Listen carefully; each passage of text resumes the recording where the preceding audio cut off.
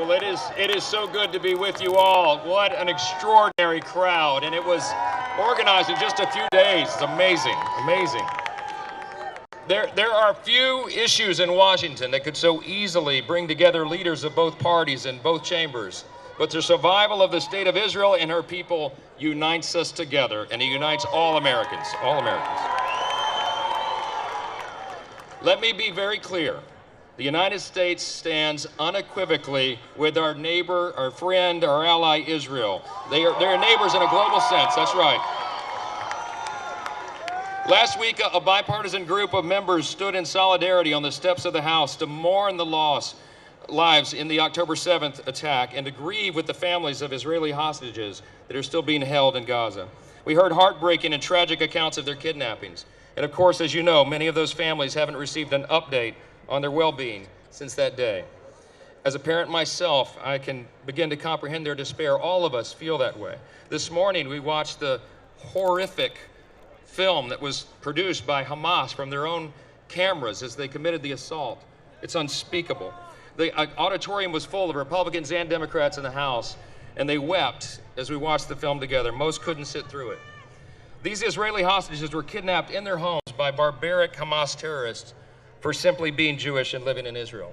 As Prime Minister Netanyahu says so well, this is a fight between good and evil, between light and darkness, between civilization and barbarism. The calls for a ceasefire are outrageous.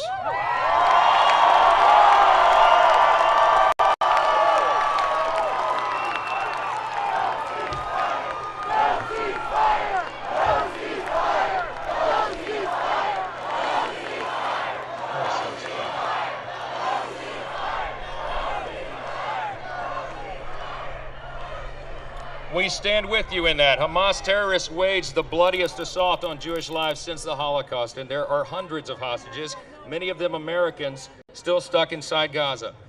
Israel will cease their counteroffensive when Hamas ceases to be a threat to the Jewish state.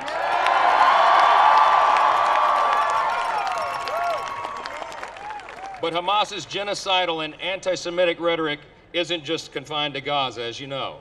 The war in Israel has awakened an alarming amount of anti-Semitism towards Jewish people here in the United States and across the globe.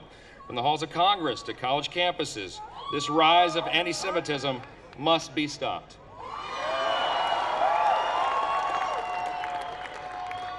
We've heard many echo the Hamas rallying cry of "from the river to the sea," and I'm convinced that a lot of these college students that are engaging in these protests do not understand that is an explicit call for the extermination of Israel. It is happening daily in our country, as you know, and it is unacceptable for Jewish Americans to feel unsafe at home. It is unacceptable for Jewish businesses to face violence, vandalism, and threats. It is unacceptable for universities to allow Hamas apologists to assault and accost Jewish students on campus.